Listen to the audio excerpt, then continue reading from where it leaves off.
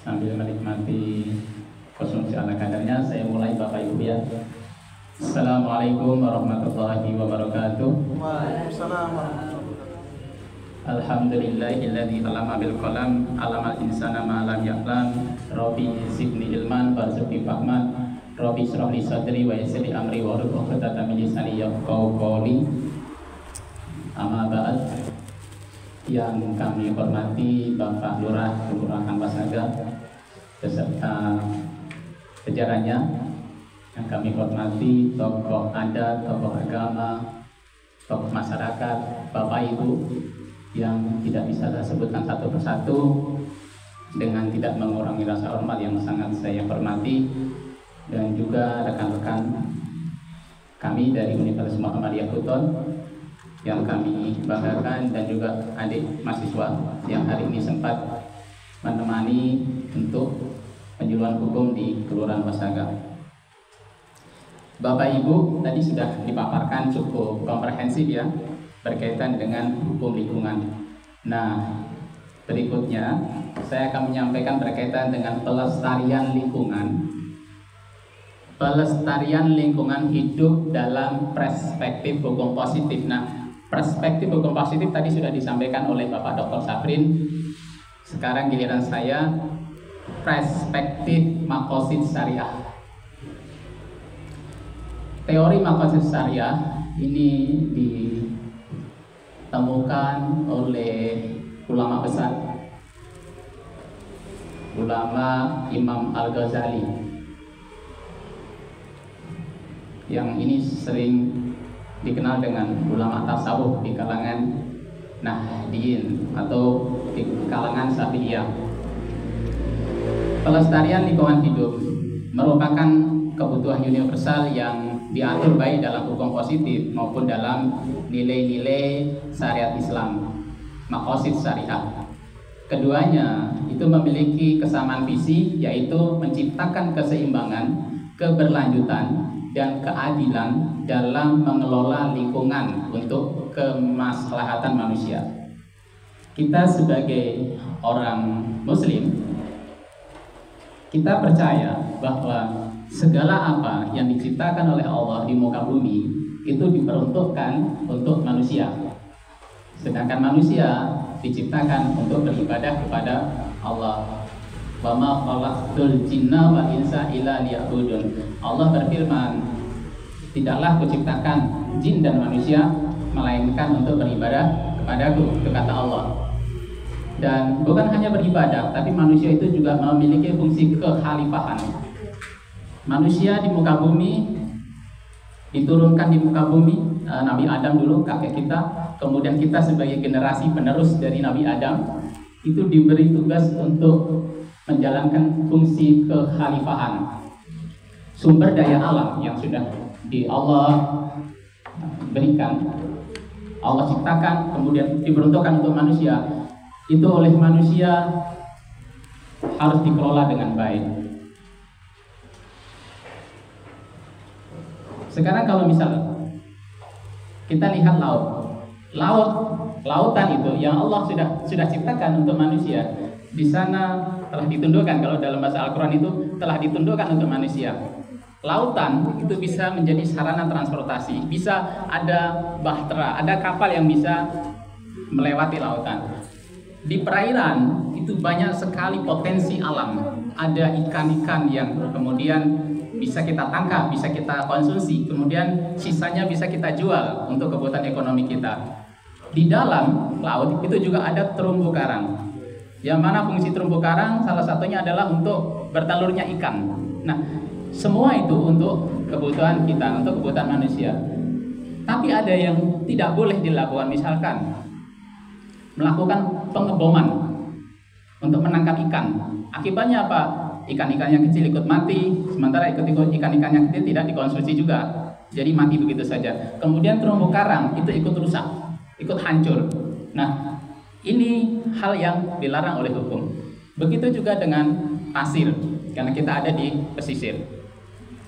Pasir punya fungsi untuk, salah satunya adalah untuk mendirikan bangunan. Saat ini kalau zaman dahulu mungkin 50 tahun yang lalu kita melihat rumah kita masih menggunakan kayu, ya, masih menggunakan bambu, masih sederhana. Tapi hari ini tuntutan perkembangan zaman, rumah-rumah yang kita bangun itu sudah beton, dan salah satu unsurnya adalah pasir.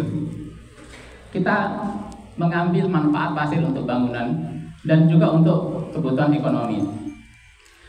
Namun Bapak Ibu, kita juga perlu bijak dalam mengelola atau mengambil sumber daya alam. Kalau pasir itu kita ambil habis begitu saja, dan kita tidak pernah berpikir bagaimana nanti kalau laut itu terjadi abrasi, kemudian rumah-rumah yang di tepi pesisir itu justru hanyut terjang ombak.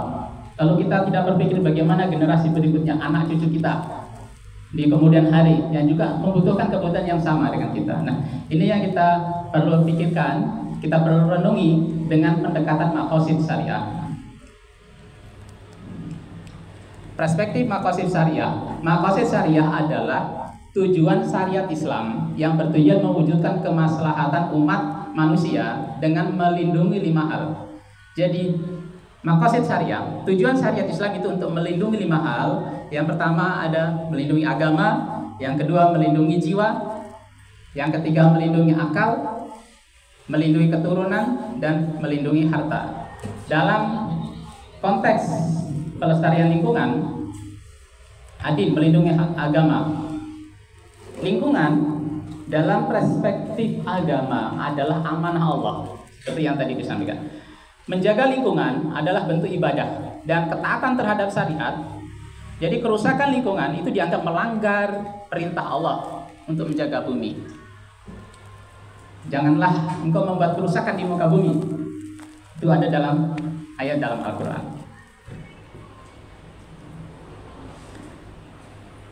An-nafs, melindungi jiwa. Bapak Ibu, contoh, kalau kita memiliki bantaran sungai, kemudian masyarakatnya tidak memiliki kesadaran buang sampah di sungai dalam kurun waktu yang lama, maka sungai akan mengalami pendangkalan. Ketika terjadi hujan lebat, kemungkinan sungai akan banjir. Banjir itu akan membahayakan bagi jiwa. Ini dalam perspektif maqasid syariah. Sama dengan pasir. Pasir kalau ditambang tanpa mempertimbangkan kelestarian lingkungan, itu juga akan menyebabkan abrasi, kerusakan pantai. Jadi perlu kita memilah-milah mana pantai yang potensinya untuk wisata, gunakan untuk wisata. Mana pantai yang bisa untuk ditambang pasirnya, ditambang pasirnya untuk kebutuhan kita.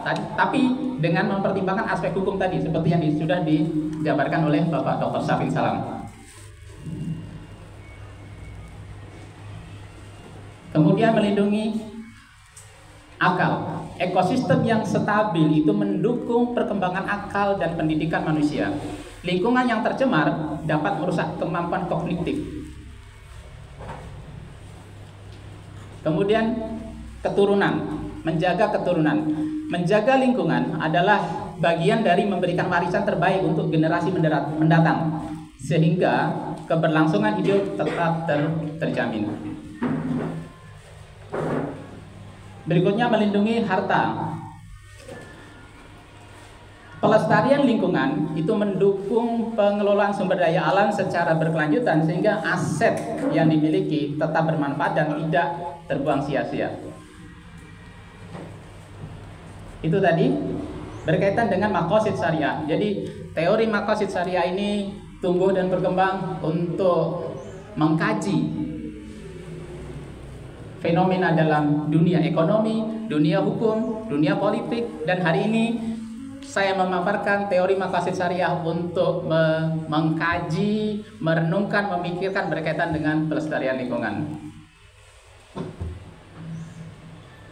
Bahkan bukan hanya, jadi ada pendekatan maqasid syariah untuk bagaimana kita melestarikan lingkungan. Ada pendekatan hukum positif, seperti tadi yang sudah dijabarkan oleh Bapak Dr. Syafrin Salam. Nah, sekarang saya mengurai sedikit berkaitan dengan perspektif hukum positifnya.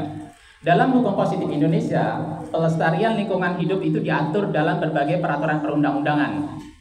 Salah satunya dalam konstitusi, Undang-Undang Dasar 1945. Pasal 28H ayat 1 menjamin hak setiap warga negara atas lingkungan hidup yang baik dan sehat. Juga dalam Undang-Undang Lingkungan, Undang-Undang Nomor 32 Tahun 2009 tentang perlindungan dan pengelolaan lingkungan hidup.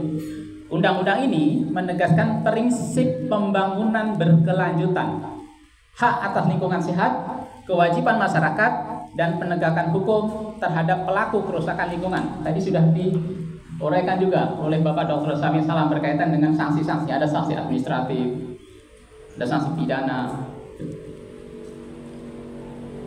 Kemudian ada prinsip pencegahan. Prinsip pencegahan, hukum positif menekankan pentingnya pencegahan kerusakan lingkungan melalui analisis AMDAL, analisis dampak lingkungan yang disebut dengan disingkat AMDAL tadi. Tadi sudah dijabarkan juga dengan Bapak Dr. Syamil Salam.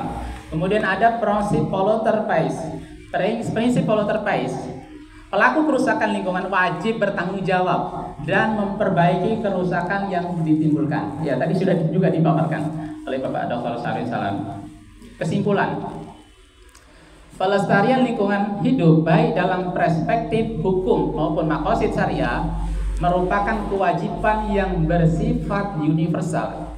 Hukum positif memberikan kerangka legal yang terukur, sementara maqasid syariah memberikan landasan moral dan spiritual. Kolaborasi antara keduanya, antara hukum positif dengan maqasid syariah, dapat memperkuat upaya pelestarian lingkungan yang berkelanjutan. Demi apa? Demi kemaslahatan umat manusia dan keseimbangan ekosistem. Saya kira itu yang bisa saya sampaikan. Mohon maaf untuk segala kekurangan. Akhir kata, billahi fisabilillah, astagfirul khairat. Wassalamualaikum warahmatullahi wabarakatuh. Waalaikumsalam.